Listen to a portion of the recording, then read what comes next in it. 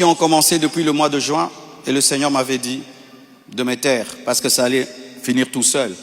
Et j'ai vu comment c'est fini tout seul. Mais il y a d'autres niveaux d'attaque. Dieu m'a dit là, tu vas parler. Soyez en paix. Dieu m'a donné la sagesse de parler maintenant. Soyez en paix, respirez.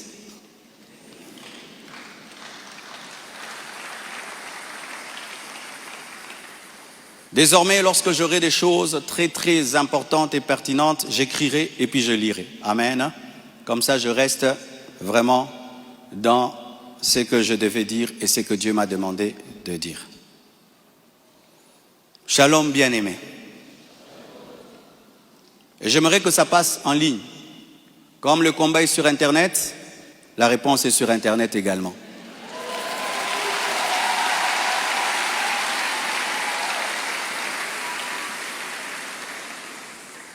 Je n'avais pas l'intention de m'exprimer publiquement à ce sujet, mais voyant le plan manifeste de l'ennemi, de s'aimer la division et de tenter de déstabiliser la communauté CREFEM, j'ai été conduit à sortir de mon silence. Et cela se fait aujourd'hui dans toutes les extensions compassion dans le monde. Les pasteurs vont parler en résumé ce que je suis en train de dire ici, car les fidèles ont besoin de réponses. S'il ne s'agissait que de moi, j'aurais gardé le silence, car de telles choses me sont souvent arrivées. Mais puisque l'honneur de l'Église et la paix de plusieurs sont en jeu, je dois parler, car il y a un temps pour se taire, un temps pour parler. Suite au décès de mon épouse Blanche, j'avais pris l'initiative de faire construire une maison pour ma belle-mère en mémoire de sa fille. Et c'était ça le plan, d'ailleurs. Je ne sais pas s'il y a les photos. C'était ça le plan de cette maison R+1. Par amour pour elle, par amour pour sa fille, en mémoire d'elle. Sur la parcelle, ma parcelle qui est à Bibois, 10 mètres sur 30 que j'allais lui donner. 10 mètres, 15 mètres sur 30, ou 10 mètres sur 30, j'ai oublié. Alors, lorsque j'ai décidé de le faire, le projet était déjà en cours avec son fils et un architecte, d'ailleurs celui qui est en train de nous construire ici. J'ai décidé d'en informer également la branche paternelle de la famille, pour des raisons de transparence. C'est alors que l'on m'a demandé de donner la même chose en espèces pour la famille paternelle. Ça veut dire l'argent que je vais dépenser pour construire cette maison pour la maman, que je donne aussi la même somme du côté du papa. J'ai expliqué que je ne pouvais donner que 250 000 $ pour l'ensemble des deux familles, considérant que je n'ai qu'une seule belle famille et qu'il leur revenait de se répartir cela entre eux. Mais à ma grande surprise, on m'a dit que la maison était considérée comme un cadeau que Blanche avait promis un jour et qu'elle ne comptait pas donc dans l'héritage. Ils exigeaient donc une somme supplémentaire pour atteindre un total de 800 000 $. Par ailleurs, certains membres de leur famille ont contesté ma désignation légale comme liquidateur de mes propres biens, réclamant que ce rôle soit attribué à ma belle-mère. Ce que j'ai catégoriquement refusé, car cela ne respecte ni le droit ni l'équilibre. Comment je peux être vivant et c'est quelqu'un d'autre qui va liquider mes biens? Ils m'ont également reproché d'avoir exprimé pendant le deuil ma volonté de ne plus me remarier, une déclaration faite sous le choc et la douleur, car lorsqu'on pleure, on dit des choses, en prétendant que j'avais menti parce que j'ai finalement choisi de reconstruire ma vie. L'un d'eux m'a même dit que je devais rester veuf jusqu'à ce qu'ils reçoivent leur héritage. 2 réunions ont eu lieu entre moi et une partie de ma belle famille. Malheureusement, aucun accord n'a pu être trouvé. Ils m'ont officiellement réclamé 800 000 $ au travers de mes avocats, tandis que j'avais proposé 250 000 $ à l'amiable, par amour, par respect et pour honorer la mémoire de Blanche. Cela alors même que dans ma famille Tounassi, les biens sont toujours laissés à 100% aux orphelins, car c'est là notre coutume, nous ne dérangeons jamais les veuves ni les veufs, tout est donné aux orphelins. Suite à cette impasse, nous avons lancé un inventaire légal de mes biens, conformément au code de la famille en RDC, dans le cadre d'un régime de communauté de biens avec 4 héritiers. À ce jour, leur part est estimée à moins de 150 000 $, car certains biens que nous avons, certains ont été mis totalement au nom des enfants, et nous, on n'est que des représentants, mais ce n'est pas à nous. Et d'autres biens ont été donnés à l'orphelinat. On a vendu notre parcelle de Limété à l'orphelinat à un prix cadeau. Donc, c'est 150 000 $, donc inférieur à ce que j'avais volontairement proposé. Les calculs d'ailleurs sont en cours jusqu'à aujourd'hui parce qu'ils considèrent que ce n'est pas le bon chiffre. Mais alors que les discussions entre avocats étaient en cours et que j'étais en voyage, certains ont choisi la voie de la diffamation publique. Leur objectif, me nuire personnellement et anéantir le ministère. Ils me l'ont dit clairement, que nous allons détruire ton ministère, nous allons détruire ta réputation, nous allons détruire l'Église. Récemment, un numéro anonyme d'Afrique du Sud m'a confirmé ce plan. La personne a affirmé détenir plusieurs enregistrements vocaux dans lesquels Blanche était en train de se confier à sa maman. Et un jour, je parlerai de tout ça, mais pas maintenant. J'en parlerai dans 1 mois, 6 mois. Un jour, je parlerai de tout ça.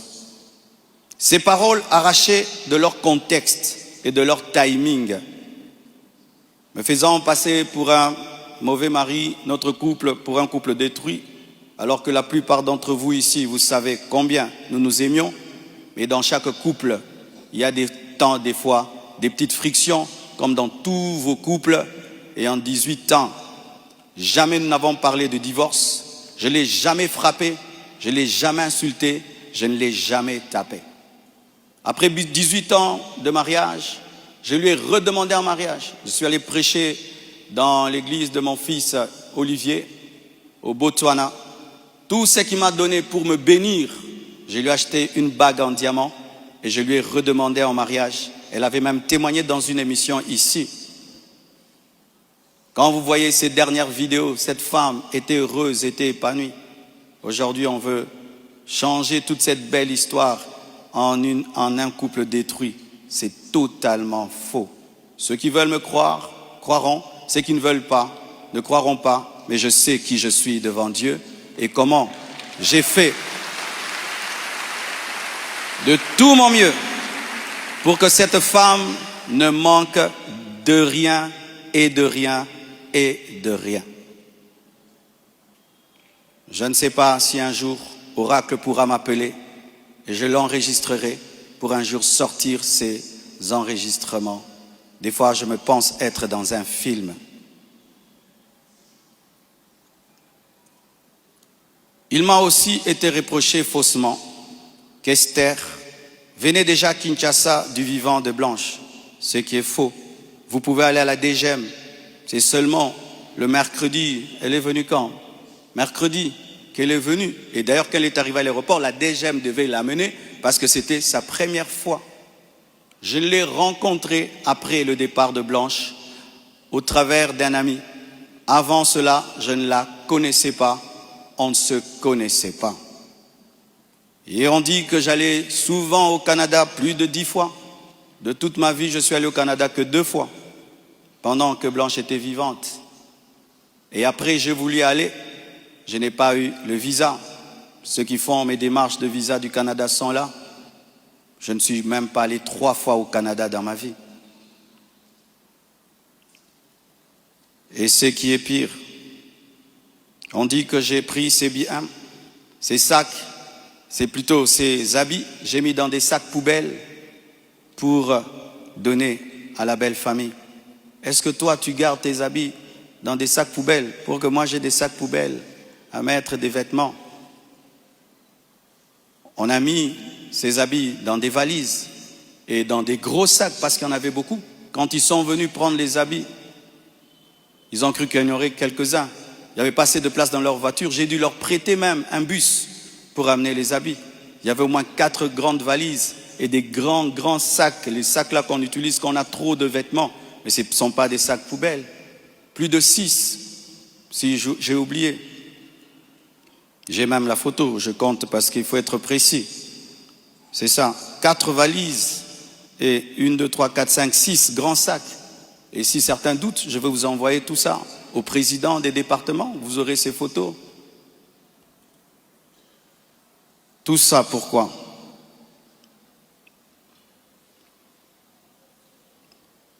Et ce qui est terrible, on m'accuse même de l'avoir tué, alors qu'elle est décédée d'une crise cardiaque à l'hôpital, suite à une opération.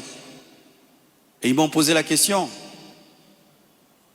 elle est morte de quoi? Je leur ai dit, on l'a opérée, elle n'a pas supporté l'opération. Le même jour, quand je suis arrivé avec son corps, après encore, la famille paternelle me pose les mêmes questions devant 10 personnes, 15 personnes, j'ai expliqué. Ils savent de quoi elle est morte. Et aujourd'hui au Congo, si tu deviens grand, donc tu tues les gens. Quiconque meurt à côté de toi, c'est toi qui le tues. Le jour que Dieu t'élèvera, tu comprendras ça. Tu dois prier que tout le monde vive 90 ans. Si les gens commencent à mourir, c'est toi qui les tues. Comment peux-je tuer la mère de mes enfants? Priver Tabiri de sa maman? Comment? Même toi, qui viens de te convertir, tu ne peux pas faire une telle chose. Moi, serviteur de Dieu. Elle est partie en Turquie samedi. Je l'ai suivie dimanche. On s'est rencontrés même avec papa à l'aéroport. Elle était déjà partie. Elle me disait de venir parce que pour son opération, il fallait que le mari signe.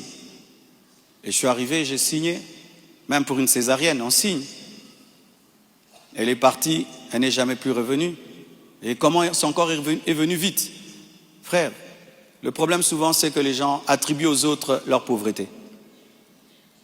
Lorsqu'il n'y a pas les moyens, quelqu'un peut mourir lundi pour que le corps vienne. On prend 2 semaines de cotisation. Mais quand Dieu t'a béni et tu as des relations, et même le médecin est touché par ce qui t'est arrivé, c'est ce médecin qui a tout fait. Je dis, je ne peux pas dormir dans votre pays, je ne peux pas rester, je ne peux pas supporter, je dois partir demain. Mes enfants ne peuvent pas rester en train de pleurer dans ce pays. Il a dit, qu'est-ce que tu veux que je fasse? J'ai dit, fais tout, que je rentre. Il a tout fait et on est venu. Et c'est la sorcellerie. Comment quelqu'un peut mourir tel jour? Du coup, vous prenez le corps, vous amenez, c'est trop vite. Donc vraiment, c'est terrible, terrible. Vraiment le niveau de raisonnement que les Congolais nous avons atteint, vraiment. Vraiment que les écoles recommencent, je ne sais pas, vraiment. C'est terrible. Des fois, je me dis, tous les derniers de la classe qu'on ne voyait plus, ils sont remplis maintenant, là-bas.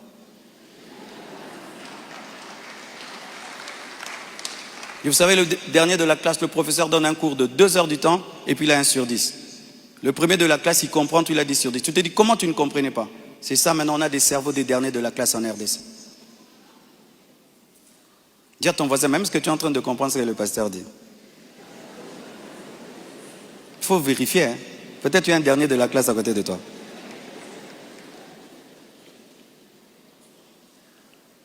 Tout cela n'est rien d'autre qu'un chantage, motivé par l'appât du gain, car cette personne me dira, donne-nous l'argent, nous avons des voices, sinon nous allons te détruire.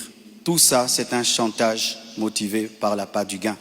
Pourtant, malgré tout, j'étais disposé, je suis disposé à donner 250 000 $ par respect pour Blanche et pour sa famille et pour la paix. Mais je ne peux pas accepter l'injustice d'une exigence démesurée de 800 000 $. Comme je vous dis toujours, cette église n'appartient pas à mes enfants. J'ai investi 26 ans de ma vie dans cette église, mais rien n'est à mes enfants. Qu'est-ce que mes enfants auront? Les quelques biens que j'ai, c'est à eux. Ils ne viendront pas un jour vous déranger ici. Et donc je ne peux pas donner par peur ou par chantage ce qui est à eux. Ils diront, tu es quel genre de père? Et l'église, ce n'est pas nous. Et ce que tu as n'est pas à nous. Je ne le ferai pas. C'est pourquoi j'aimerais dire aux veuves et aux veufs, ne vous laissez pas dépouiller. Ne vous laissez pas dépouiller. Ne vous laissez pas dépouiller. Ce que je prêche, je le vis. Mon combat, c'est que je vis ma prédication, mon message. Mon combat, c'est le message de la sainteté qui dérange. Mon combat, c'est que une fois, j'ai vu l'esprit du léopard et il m'a dit, tu veux me combattre? Ce pays est tenu par un esprit de léopard, un esprit méchant. Regardez comment nous sommes devenus méchants. Regardez comment nous sommes devenus méchants, mes frères. Cette méchanceté démoniaque satanique. Et quand j'ai vu cet esprit, vous avez vu tout ce qu'on a connu. C'est pourquoi, pour finir, je vous prie, ne cédez pas à la haine. Au-delà des personnes visibles, il y a un combat spirituel. C'est une attaque de l'esprit de léopard que Dieu m'avait déjà révélé. Un esprit rusé et violent qui cherche à abattre les hommes de Dieu et à ravager les familles. Bénissez ceux qui vous persécutent. Priez pour ceux qui vous calomnient. Matthieu 5, verset 44. Ce n'est pas le moment de combattre dans la chair. Restons enracinés dans la vérité, dans l'amour et dans la prière. Pour ceux qui souhaitent des informations juridiques fiables, je vous invite à contacter mes avocats, le maître Béladé et le maître Abed, qui sont des fils de la maison. Et sachez que toute chose concourt au bien de ceux qui aiment Dieu. Romains 8, verset 28. Et je rends grâce à Dieu pour toutes mes épreuves et tous mes combats. Je suis l'un des hommes de Dieu aujourd'hui les plus persécutés dans ma génération. Quand je regarde mes amis, mes pères, des fois je me dis, Satan vous a oublié ou quoi? Mais je rends grâce. Ça fait de nous une église 4x4. Les gens sont étonnés. Comment cette église n'est pas morte? D'ailleurs, ça grandit. On vous insulte, vous allez à l'église. Vous allez mercredi, vous allez vendredi. Venez 25 matins, une église 4x4. Car ce qui ne te tue pas te rend fort. Et avec Dieu, nous ferons des exploits. Alléluia! Ce message est l'avant-dernier que je ferai à ce sujet. Après le suivant, dans des mois, pas 25 matins, je vous laisse tranquille, les mêmes équilibres, profondeur. Après, une seule chose après. Et puis, on n'en parlera plus. Ceux qui voudront croire, croiront. Mais sachez que moi et vous, nous devons continuer à bâtir comme Néhémie, une main à l'œuvre et l'autre sur l'épée. À bon entendeur, salut, que Dieu vous bénisse abondamment.